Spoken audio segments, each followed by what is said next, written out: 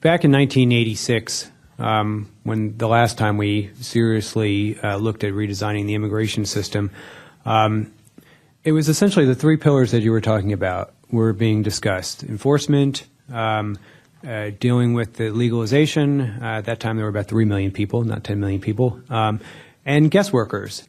And they were able to hammer out a deal on legalization and enforcement. And the I-9s that all of you have filled out every time you've had a job, it comes out of a 1986 Act. But they couldn't reach a deal on guest workers, and the thought was, let's just get what we can get done, and in a year or two, we'll come back to guest workers and deal with it. 10 million people later, we are dealing with it in 2013, 27 years later, 28 years later. And we've come back to it, and we're doing the exact same thing again that we did in 1986. 20,000 workers is all we get at the beginning of this program. It goes up to 75,000 after 5 years.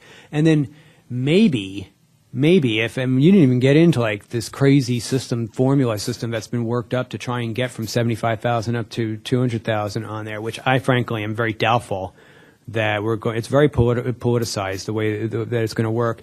But I love this bill, but I'm really saddened that I think in probably about 10 years' time, we're going to be right back having this conversation of why do we have millions of people here illegally working? And obviously, 2013's Immigration Act was a huge failure because we have illegal immigration again, and it's going to be blamed on, legalization did nothing and all that. But we're going right down that road again, and unless we have a guest worker program that actually functions to meet the needs of the economy, we're just repeating history. Yeah.